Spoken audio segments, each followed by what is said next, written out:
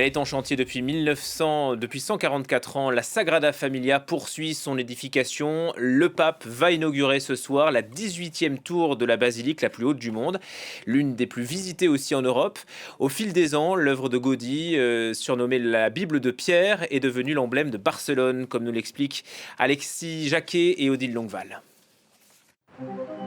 C'est le plus vieux chantier inachevé du monde. 144 ans de travaux. Presque un siècle et demi que la Sagrada Familia se construit dans le ciel de Barcelone. À terme, 18 tours, 3 façades, une forêt de flèches et autant de défis à relever, sous les yeux des touristes ébahis.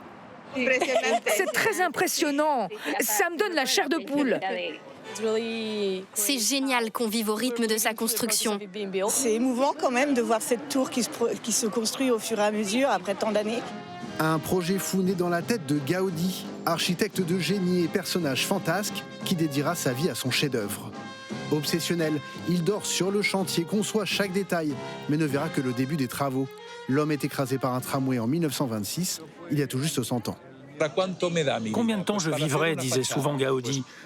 Aussi longtemps qu'il faudra pour finir la première façade, celle de la Nativité, la plus belle, la plus joyeuse, pour que les gens aient envie de donner de l'argent et que la basilique soit un jour terminée. Car le projet est entièrement financé par les fidèles et les visiteurs, et parfois l'argent vient à manquer. Les plans d'origine ont également disparu dans un incendie. Bref, beaucoup d'embûches, mais le projet avance. Coûte que coûte, pierre par pierre. Dernière réalisation, cette immense croix installée en février, 172,5 mètres. La Sagrada Familia devient ainsi la plus haute église du monde. Ce soir, le pape Léon XIV la bénira. Une nouvelle page d'histoire n'est pas la dernière. La façade principale et son escalier monumental restent à bâtir. Fin du projet prévu pour 2034, en théorie. Soyons patients, nous sommes en ligne avec Anaïs Bertrand. Bonjour à vous, merci d'être en direct de Barcelone. Vous êtes la correspondante en Espagne du Journal des Arts. L'actualité donc c'est l'inauguration de cette tour Jésus. Ça valait donc l'intervention du pape. Qu'est-ce qui la rend si spéciale ? Eh bien, bonjour, merci de me recevoir. Eh bien, ce qui la rend si spéciale, c'est à la fois le génie de Gaudi, qui se dénote par sa façon de construire ce monument. Lui, il s'est toujours inspiré de la nature, pas comme décoration, mais comme modèle structurel. Pour calculer ses arches, il utilisait des maquettes à chaînettes suspendues à l'envers, ce qui était révolutionnaire au XIXe siècle. Ces colonnes se ramifient comme des arbres à l'intérieur de la basilique et ces voûtes imitent des grottes. Et aujourd'hui, ses successeurs utilisent des logiciels aéronautiques et l'impression 3D pour rester fidèles à ces lois. Donc c'est là, il y a un pont entre l'époque de Gaudi et notre époque où toute la technologie a su s'adapter à une vision qui était déjà très innovatrice. Et elle s'est édifiée, cette basilique, au fil des époques. Aujourd'hui, elle mesure 172,5 mètres. Ça en fait l'église la plus haute du monde, c'est bien cela ? C'est bien cela, et il est important de noter aussi que Gaudi a choisi de rester fidèle à sa foi pour Dieu et pour Jésus, car il était très très catholique. Et il a voulu que l'Église soit inférieure, d'une hauteur inférieure à la colline de Montjuïc. Donc cette colline qui surplombe Barcelone, qui mesure 177 mètres. Donc le choix de Gaudi était de faire une église qui ne dépasse pas la création de Dieu, donc de la colline de Montjuïc. Voilà, et 144 ans après, le souhait de Gaudi a été réalisé. Comment est-ce que vous expliquez-vous que la Sagrada Familia soit un emblème aujourd'hui ? C'est l'une des églises les plus visitées, alors d'Espagne bien sûr, d'Europe aussi. Pourquoi il y a une telle fascination ? On dépasse là l'aspect religieux, bien sûr. Bien sûr, tout à fait. Déjà, il y a beaucoup beaucoup d'histoires autour de beaucoup d'histoires et beaucoup de polémiques autour de ce monument. Tout d'abord, la mort de Gaudi qui a empêché donc de pouvoir prolonger les travaux de façon, on va dire, normale. Donc, il a été donc, comme vous l'avez montré dans le reportage, renversé par un tramway. Ensuite, il y a eu l'incendie dans son atelier d'architecte qui a eu lieu en 1936 durant la guerre civile, donc qui a brûlé toutes ses maquettes. Ensuite, bon, un peu plus tard, il y a eu le Covid, donc qui fait qu'il y a eu tellement de retard qui a été pris que on n'en voyait pas le bout en fait. Donc je pense que ça aussi, ça a créé un peu de la patience, aussi bien pour les Barcelonais que pour les autres visiteurs du monde. Et aussi, il y a eu beaucoup de polémiques autour de cette cathédrale. Comment respecter des maquettes qui ont disparu, le choix des architectes, et aussi le fait que cette église a été construite grâce au financement lié au tourisme. Donc qui est à la fois très controversé puisque le problème du tourisme à Barcelone est aussi actuel, et à la fois ça représente quand même 170 millions d'euros à l'année, les entrées de la Sagrada Familia. Là, c'est l'église la plus visitée d'Espagne, c'est le monument le plus visité d'Espagne, 5 millions de visiteurs à l'année. Et donc, tout a été construit sous par sous, si je puis dire. Et l'entrée d'ailleurs est aux alentours de 25-30 euros. Hein. C'est assez cher. Exactement, exactement. Pour les Barcelonais, on a la chance de pouvoir la visiter à moindre coût à certaines périodes de l'année, mais sinon, c'est comme les autres maisons de Gaudi, la Casa Batlló ou la Pedrera, qui tournent aussi autour de 30 euros l'entrée. Bon, Notre-Dame de Paris, ça reste gratuit pour l'instant. Revenons, Anaïs Bertrand, sur Gaudi, qui a posé finalement la première pierre de la Sagrada Familia, c'était en 1882. Comment est-ce qu'à l'époque, les Barcelonais ont perçu cette construction en plein milieu de Barcelone, et comment est-ce que cette perception elle a évolué jusqu'à 2026 ?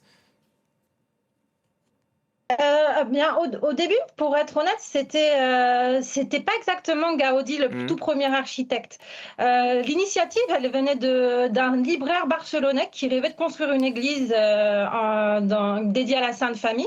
Et donc, il s'agissait de Josep Maria Bocabella. Et donc, ce libraire,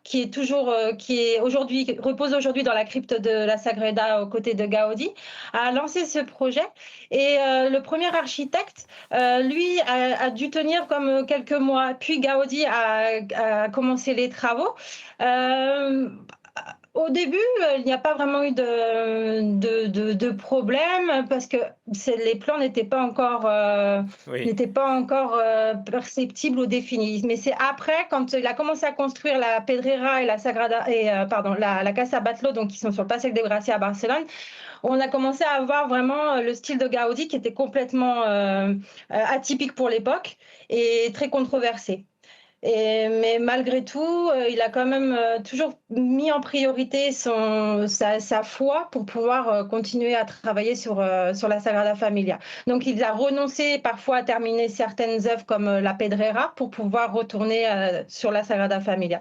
C'est beaucoup de renoncements. Les Barcelonais l'ont toujours perçu comme une œuvre atypique, mais aussi entre les années 1900 et 1910, il y a eu une révolution à Barcelone entre le peuple ouvrier et le peuple bourgeois, et qui estimait que l'Église et les bourgeois étaient liés ensemble et que Gaudi passait trop de temps et que c'était pas un homme du peuple. Donc il a été controversé à ce moment-là. C'est pour ça qu'il avait décidé d'abandonner la Pedrera et de se consacrer uniquement à la Sagrada Familia pour montrer que non, la foi était plus forte que l'argent. Mais Gaudi a quand même imprégné toute la région. Hein. On a la Sagrada Familia, il y a aussi le Parc Güell, bien sûr, très connu à Barcelone. Il est partout, en Catalogne et ailleurs en Espagne. Tout à fait. En Espagne, effectivement, il y a certaines maisons qui sont moins connues sur la Costa Brava.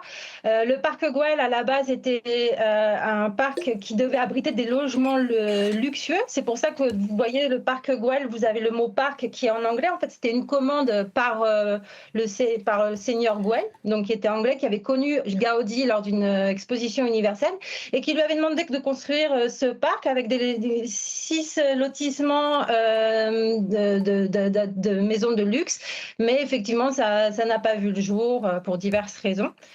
Et donc, à l'intérieur du parc, vous avez aussi la maison dans laquelle Gaudi vivait et à l'époque où il construisait la Sagrada Familia. Et après, vous avez aussi une petite maison qui est moins connue à Barcelone, qui est la Casa Vicens, qui était la maison de vacances de Gaudi. Donc, une maison un peu moins connue, plus abordable aussi si vous venez à Barcelone pour la visiter et très atypique.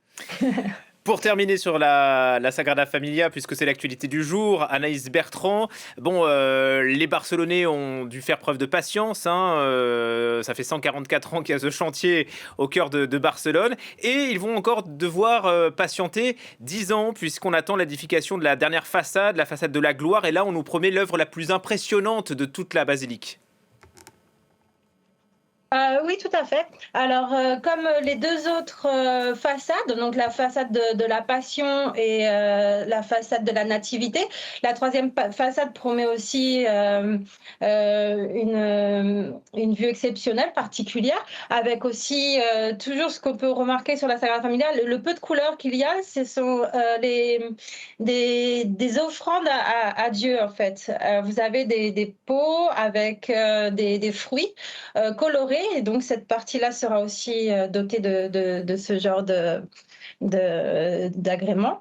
Et vous avez aussi la spécificité de la Sagrada Familia, donc ces vitraux donc, qui ont une orientation particulière pour laisser passer la lumière selon l'heure du jour. On a hâte d'y être. Merci infiniment, Anaïs Bertrand. Vous avez été une formidable guide depuis Barcelone, correspondante en Espagne du Journal des Arts.